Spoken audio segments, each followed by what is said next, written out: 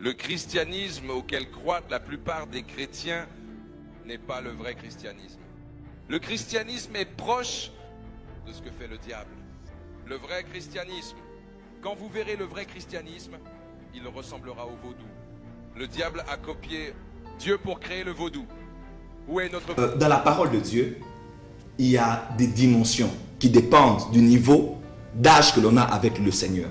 Je ne parle pas ici du voyage astral. J'étais occultiste et je connais bien ces choses. J'étais dans ces choses. J'ai déjà fait ces choses même. Mais je n'en ai pas besoin parce que c'est trop bas. Vous l'avez quitté? Oui, j'ai quitté. Ça, c'est trop bas. C'est vous qui le dites. Hein? Avec des principes comme ça. Plusieurs personnes de loin ou de près connaissent l'homme de Dieu Hubert Angel, un homme de Dieu très loin, mais aussi très controversé sur les réseaux sociaux par ses miracles, mais surtout aussi par ses messages. Et pour l'histoire, pour beaucoup de ma chaîne qui connaissent le prophète Joel Francis Tatou, le prophète Joel Francis Tatou est un homme de Dieu de la RDC qui est fils de Hubert Angel, bien évidemment de Alpha Loka aussi. Et plusieurs personnes disent que aujourd'hui, l'homme de Dieu, le prophète Joel Francis Tatou, était mieux avant de connaître Hubert Angel. Juste parce que depuis qu'il est parti, dans son voyage où il est parti après Philadelphie, où il s'est mis sous les pieds de Hubert Angel, quand il est revenu au pays en RDC, il a commencé à manifester des miracles un peu hors normes, avec des programmes où il parlait des messages aussi hors normes. Je parle bien évidemment des messages comme le ministère des anges, comme des miracles de Miracle Money, où l'argent apparaissait dans les poches des gens, etc. etc. Miracle credits.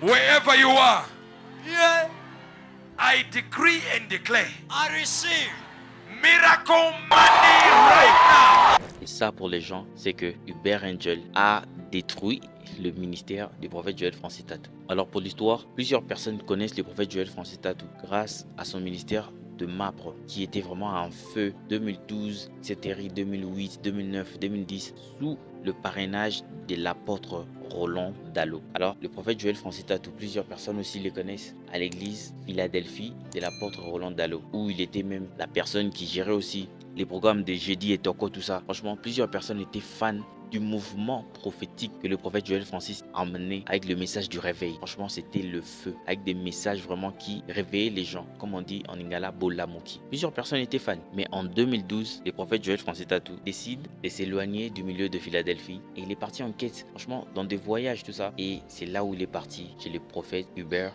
Angel. Alors Hubert Angel, franchement, plusieurs personnes les connaissent d'abord sur l'aspect business. C'est un homme de Dieu très réputé dans le milieu business. Mais bien évidemment, quand il y a des gens qui t'aiment, il y a aussi des gens qui ne t'aiment pas. Il y a même de médias comme Al Jazeera qui a publié que Hubert Angel c'était un businessman qui faisait des magouilles parce que de toute façon il encaissait des millions de dollars. C'était énorme. Et lui, Hubert Angel, il prêche la prospérité par la spiritualité en Christ. That today, miracle finances.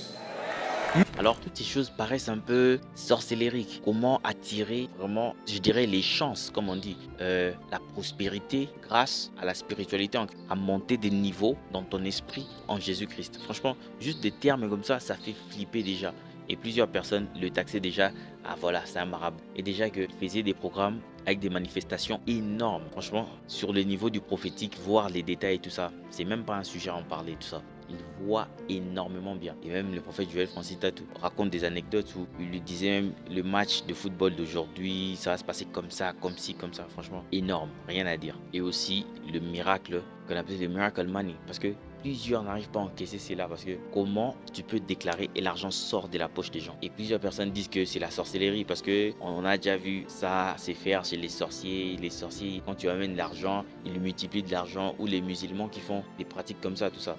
Tout ça, franchement, on connaît. Et voir ça dans le milieu chrétien, tout le monde disait que c'est la sorcellerie. Et maintenant, quand le prophète Joel Francis Tatou rentre de tous ces programmes-là, et il a magasiné cette formation, bien évidemment, parce que passer chez un aussi grand homme de Dieu, et on le voyait dans son église prêcher, on le voyait faire des mêmes genres de services, d'onction, des pratiques comme ça, des exercices spirituels. Franchement, vous allez voir même des vidéos que je vais mettre. Franchement, il avait monter des niveaux. Et quand il est revenu au pays, il est venu avec des messages aussi que le pays n'arrivait pas vraiment à bien encaisser, entre autres le message sur le ministère des anges. Qui doit être prêché. Mais quand vous parlez du ministère des anges, qu'est-ce qu'un chrétien qui apprend ce genre de choses? Ça change quoi dans sa vie? C'est là qu'on dit de vous que vous commencez un peu à détourner le message, centraliser le message sur Jésus, au lieu de nous parler des anges par exemple. Vous savez par exemple, aujourd'hui, l'une des voies par laquelle la reine de Saba a connu la gloire de Salomon, c'est par la gloire de ses serviteurs.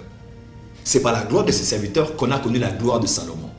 Autant que l'on voit la gloire d'un Seigneur par ses sujets, autant que le Seigneur veut, en voyant la gloire de ses anges, que nous puissions voir la gloire de ceux qu'il est. Et c'est la méthode que Dieu est en train d'appliquer aujourd'hui. Nous ne parlons pas des anges dans le terme de les adorer. Nous ne tombons pas dans le piège de l'église de Colosse pour ne pas faire de culte des anges. Nous ne sommes pas là. Mais nous voulons révéler aux chrétiens, à part le fait qu'on vous ait beaucoup prêché sur vos ennemis, vous devez aussi connaître vos alliés. Vous connaissez bien l'histoire du serviteur d'Élysée. Il était avec son serviteur et tôt le matin, ils ont vu une grande armée qui sont venus pour leur arrêter. Qu'est-ce qui s'est passé? Le serviteur a eu peur parce qu'il n'avait les yeux fixés que sur les ennemis. Mais le temps est arrivé où le prophète a dit, sois calme, parce qu'il voyait ce que l'autre ne voyait pas. Il pouvait voir en esprit. Et il a vu une grande armée qui était autour de lui. Mais aussi avec des miracles qu'on ne savait pas vraiment détecter. Où l'or sortait de la main des gens, où l'huile sortait de la main des gens. La personne, l'huile sort de sa main, s'il te touche, tu tombes. Franchement, énorme. Franchement, Mapre était passé à un autre cap. Et c'est par là que les controverses ont commencé. Parce que le prophète Joël Francis, quand il est revenu lui aussi, il est revenu avec le miracle money. Lui aussi, il faisait des miracle money. C'est-à-dire qu'il vient là, il déclare au nom de Jésus. L'argent commence à apparaître. Il y a même une histoire où quelqu'un, à Lubumbashi, il a reçu 100 000 $. Il y a des gens, ils ont reçu de l'argent dans leur compte en banque. Il y a d'autres dans la poche, comme ça, ils regardent comme ça, frère. Il y a ces 400 $ dans la poche. Franchement, des témoignages hors normes. Et là, on croirait que c'est les réveils, alors que c'est les débuts de tous les combats. Parce qu'il a été boycotté maintenant de toutes les personnes. Et déjà, premièrement, de ses proches un peu. Je parlerai même de l'histoire avec le pasteur Marcelo et toutes les personnes avec qui on le voyait proche un peu. Le pasteur Atoms, on voyait plus personne autour du prophète Joël Francis. Parce qu'il était réputé au pays comme un sorcier. Franchement, c'est énorme. Et déjà, encore voir plusieurs erreurs de ministère qu'il a fait, comme lui-même il l'a dit. C'est détaché de Philadelphie, son remariage et plutôt son divorce avec sa première femme. Franchement, ça a presque gâché son image. Et c'est par là que son ministère au Congo est devenu une galère. Et plusieurs personnes disent que le prophète Joël Francis Tatou, quand il est parti chez Uber Angel, voilà, on lui a fait toucher des choses, tout ça. Franchement, des bêtises comme ça en fait. Petit à petit, Dieu a commencé à le restaurer. Et même son remariage, c'était aussi un problème dans la ville. Un pasteur ne se remarie pas. Voilà, on est passé au-dessus de toutes ces choses-là. Mais maintenant, petit à petit, les gens commencent à comprendre son message avec quoi il était venu. Quand quelqu'un prêche le message et vous tordez la manière dont il a parlé, c'est ça qui cause des problèmes comme ça. Parce que lui, il venait pas parler du ministère des anges comme quelqu'un qui prend les anges à sa guise, les envoie à gauche, à droite, tout ça. Et c'est ça l'interprétation que plusieurs ont ressorti de ça. Et ça a tué son image à un niveau énorme. Franchement, tu parlais du prophète Joël Francis à quelqu'un, il disait, ah, cet homme-là qui reste avec les phallies, tout ça. Et déjà, il a eu l'esprit un peu ouvert des anglophones, comme on dit. Parce que les anglophones, ils ont cette facilité de parler avec des gens du milieu séculier. On voit comme TD Jakes faire des photos avec Snoop Dogg. Ça ne leur disait rien. Parce qu'ils se disaient, voilà, chacun fait son travail, comme on dit. Même s'il le fait pour l'œuvre du diable, je sais pas. Mais je suis pas son ennemi.